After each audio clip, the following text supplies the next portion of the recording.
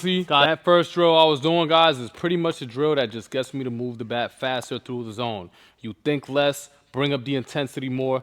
Most likely with a drill like that, your mechanics will pretty much clean themselves up unless it's something that's way off, right? But when you want to hit for power, guys, the first thing is pretty much bring up the intensity, guys. Turn the volume up, swing as fast as you can, and practice. That way game time comes and you guys are pretty much used to moving the bat fast already. You don't got to try to turn it up. Game time, your body, your brain is already used to moving that fast. When it comes to mechanics and hitting for power, guys, there's certain things you can't be doing. Like if you're lunging and all your weight is going forward, obviously your attack angle goes down and you start working a steeper route down to the ball. So you're not going to hit for power because power is getting the ball to the outfield. So I want to make sure I'm engaging my back hip, right? So I engage my back hip and I try to hold that hip hinge up until my swing actually starts. I don't want to just hinge and then jump out of it and swing, because when you jump out of it, now your bat is chopping down across the zone. You want to be able to hinge into that back hip, have your forward move while still holding that hip hinge and take it right into your swing, guys.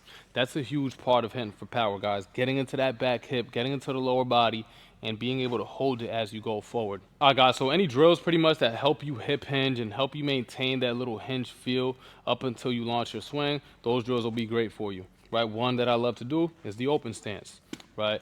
You could mix it up however you want, but a real basic open stance one is where you just tilt forward, coil back, and just feel the hips launch first, right? Notice how when I tilt, I kind of start my hinge, and when I coil back, now I'm really hip hinged into that back hip. I'm not going to stand up, lose my hinge, and swing. I'm going to tilt, coil back, and hold that hinge. Make sure the hips are firing first. Make sure you get good hip rotation. And a good sign of that is that front heel slamming down, back heel going up. Now, in this drill, it's extremely important to have a good bat path, because since I'm in an open stance, when I launch my swing, most likely most hitters are going to pull off the ball this way. You got to be able to keep that front shoulder closed, and when you launch your swing, keep that front shoulder closed so you're hitting the ball back to center field. So important to not pull off the ball in this drill. So we're here, we tilt, coil back. I'm going to rotate the hips without opening my front shoulder and make sure we hit that ball to center field every single time. Eliminate the head movement, guys. If your head is moving forward, most likely you're lunging, right? So up until your heel strikes, boom. Once our heel strikes, head never moves again, and we get a good hip rotation. Another drill just to get that hip hinge is step backs, right? So they'll start right here, nice and relaxed. They step back into their back leg, and then they launch their swing.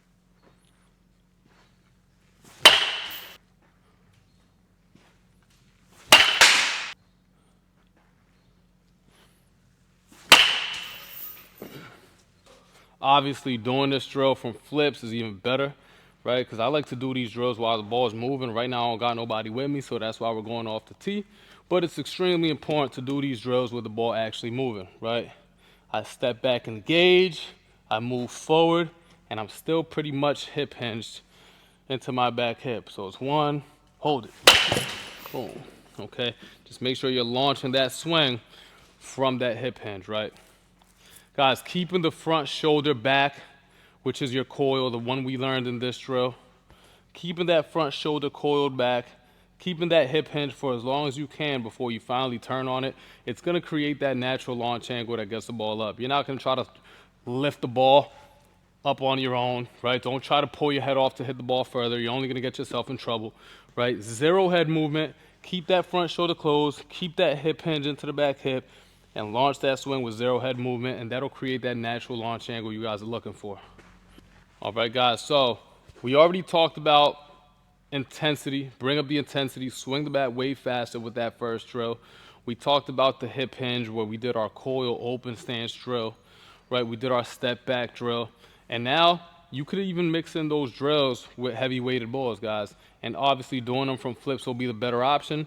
If you don't got nobody to do flips with you, you go ahead and do it off the tee, right? I love hitting these weighted plyo balls. It really helps you with the extension after contact as well. You know, and if you set a target like, okay, I want to hit it towards the back net, and you try to get as many of these to the back net as possible, right? Most likely, you're going to bring up the power. Power goes up, especially if you do it with a heavier bat. Power goes up, just because you're used to hitting a heavier target, guys. So with this one, in my example right here, I'm trying to drive this ball to the back net on the line. I don't want it to hit the top net. I don't want it to have low launch angle here. I'm trying to get this thing to hit the back net while it rises up.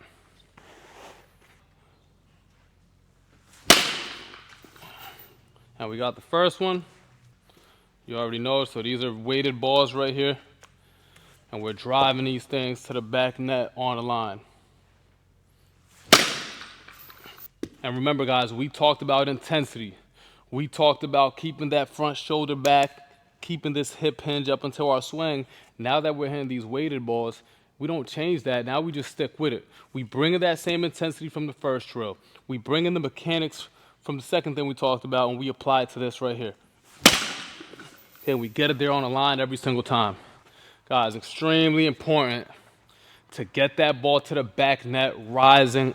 You don't want this ball on a low line drive. You don't want this ball pulling off. You want it to be a shot to center field on its way up, guys. Make sure this ball is going up, right? That way we know we're staying back. We know the launch angle is right. Contact out in front. You got to hit this ball out in front, guys. Every single hitter, when you step up to the plate, right? When you load up, your barrel starts working down. So let's say you're late on it.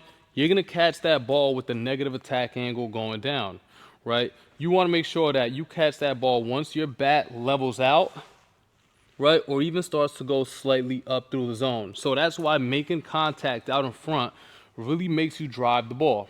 One, your bat is literally going up through contact now. Not like you're late over here making contact too deep, right? Now your bat is literally leveling out or even going up. Not only that, you get your fastest bat speed out in front of the plate, right? So when we think a more short, direct path to the ball, combined with all the other things we talked about, now we take that contact out in front, and that's where we could really elevate this pitch. You don't want to catch that on your downswing. You don't want to be late on it. Time this thing up and square it up out in front, guys. So drills that'll make you hit this ball out in front, those are going to be huge for you when it comes to driving the ball for power and bringing the power numbers up. So when we're doing flips, we would stand here, one, separate, and try to catch that ball out in front, and then you finish your swing.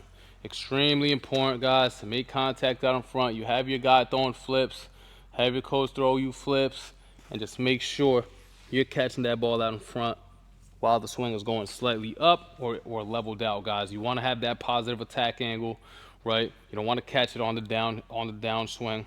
Catch that thing out in front, barrel it up, and have a short, direct path right to the ball, guys. You could set up a cone, you could set up a baseball, but whatever you got to do, just shorten up that swing, guys, right?